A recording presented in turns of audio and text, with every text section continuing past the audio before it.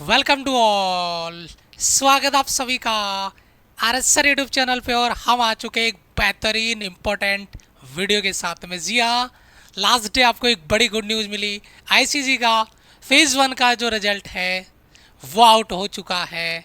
तो अभी next phase के लिए आपको जाना है।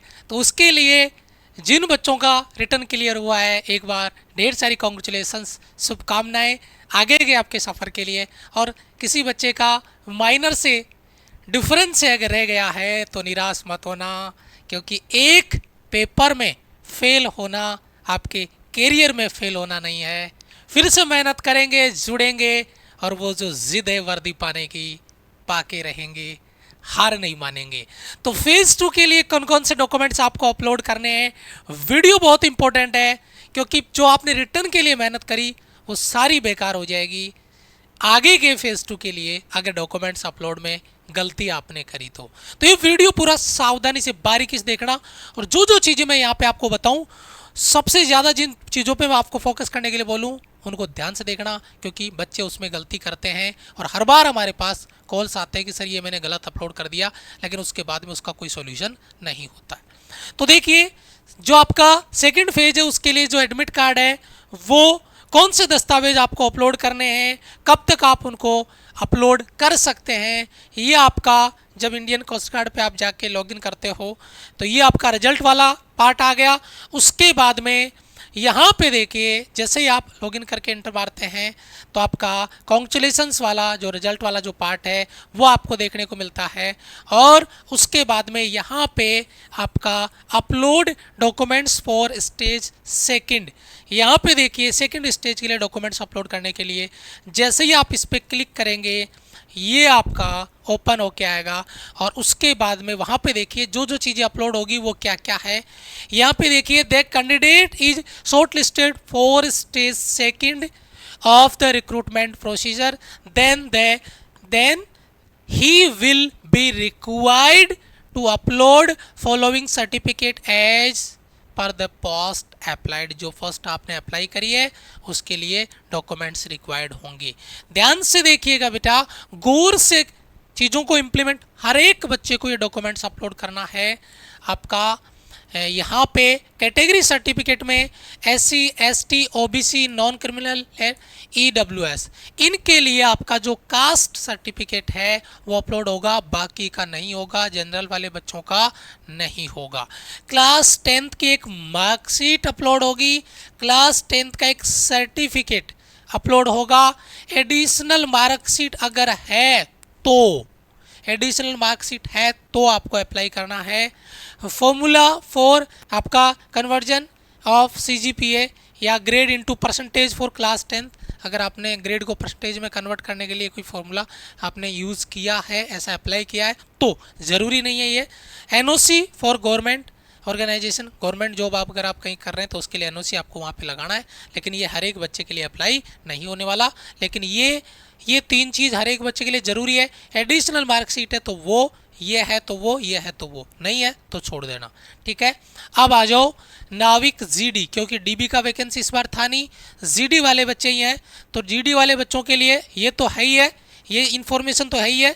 उसके साथ में ये भी ऐड हो गया क्या, 12th का मार्कशीट, 12th का सर्टिफिकेट, फॉर्मूला कन्वर्जन वाला CGPA के लिए है तो वो, नहीं है तो छोड़ो। एडिशनल मार्कशीट अगर है तो वो इसका ध्यान रखना।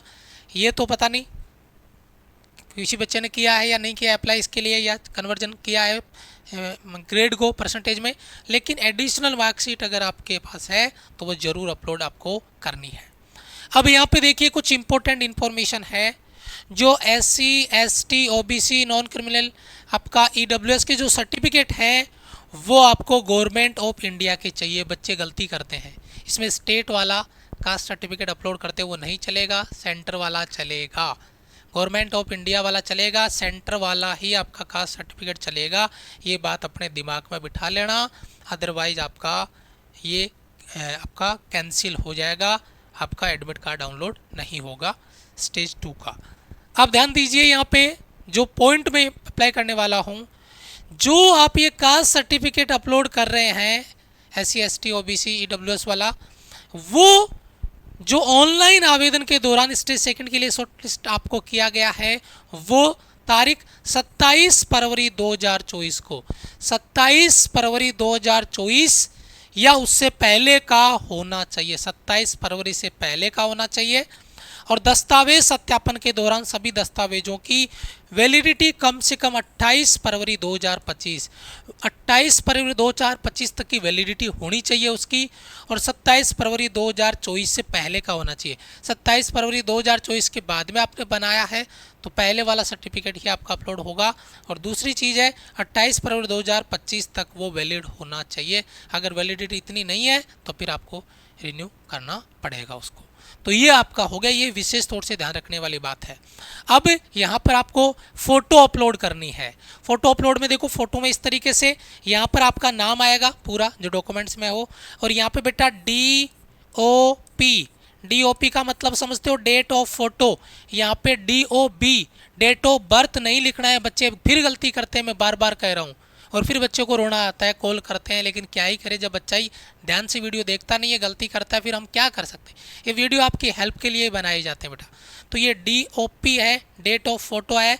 इस तरीके की फ़ोटो आपको अपलोड करनी है, और इस तरीके से डॉक्यूमेंट्स को आपको स्कैन करना है।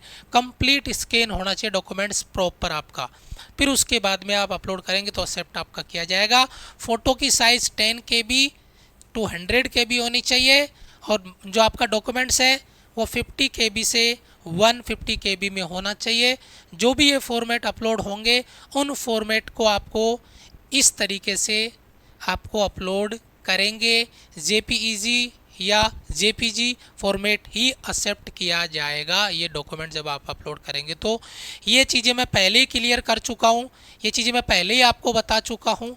क्या कि यहाँ से जब आप गौर से देखेंगे जो आपका पिक्चर है, डॉक्यूमेंट्स है जो आपने अपलोड किए हैं वो प्रॉपर होंगे, धुंधले नहीं होने चाहिए। ICG डॉक्यूमेंट्स के मामले में सबसे ज़्यादा ये मान के चलो कि कठोर है, टफ है, स्ट्रिक्ट, कि भाई साहब मैं डॉक्यूमेंट्स में बच्चे को बारीक बारीक कमियों की वजह से बाहर कर देते हैं। तो डॉक्यूमेंट्स के मामले में एयरफोर्स नेवी में से ICG टफ पड़ता है। तो प्लीज़ कोई कमी मत रखना। जो भी आप यहाँ पे अपने डॉक्यूमेंट्स अपलोड कर रहे हो उनको प्रॉपर अपलोड करना, प्रॉपर वे में अपलोड करना। धुंधला वगैरह पिक्चर वगैरह अपलोड मत करना, नहीं कैंसिल आपका हो जाएगा। फेज 2 का एडमिट कार्ड आपको, स्टेज 2 का एडमिट कार्ड आपको नहीं मिलेगा। अब आगे आपको तैयारी आगे करनी है। जिस बच्चे का बाय द वे नहीं हो पाया, आपका स्टेज 2 के लिए आपको तैयारी करनी है, चीज़ों को क्लियर करना है, अपने आप को तैयार करके चलना है, टाइम आपको देना है अपना। फीस आपका स्टेज 2 है, आगे नेक्स्ट एग्ज़ाम के लिए तैयारी करनी है, क्योंकि ये तो है नहीं कि इसमें कर लिया तो श्योर हो गए 100%, आगे भी बहुत सारी चीज़ें होगी। अपने को तैयारी नहीं छोड़नी, अपनी तैयारी कंटिन्यू रखनी है। अटल बैच आपका अपकमिंग एग्ज़ाम्स के लिए, एयरफोर्स नेवी ICG के लिए यहाँ पर आपका लॉन्च हो चुका है, क्लासेस स्टार्ट हो चुके बेटा। लाइव बैच में आपको जुड़ना है, अटल लाइव बैच के साथ में, और अटल नोट्स बैच के साथ में आपको जुड़ के प्रॉपर सेल्फ स्टडी के साथ में, रिवीजन के साथ में अपनी तैयारी करनी है, ताकि कोई कमी वहाँ पे नहीं रहे और प्रॉपर चीज़ें अपनी चलती रहे, प्रॉपर प्लानिंग के साथ में चलती रहे। तो ये एक बड़ा एडवांटेज यहाँ पर आपको मिलने वाला है सेल्फ स्टडी के लिए नोट्स बैच के साथ में। फिर भी अगर आपका कोई डाउट रहता है तो ये हमारे हेल्पलाइन नंबर है, आप इन पर कॉल कर सकते हैं और अपना डाउट क्लियर कर सकते हैं। ठीक है, thank you so much, love you all, bye bye, जय हिंद।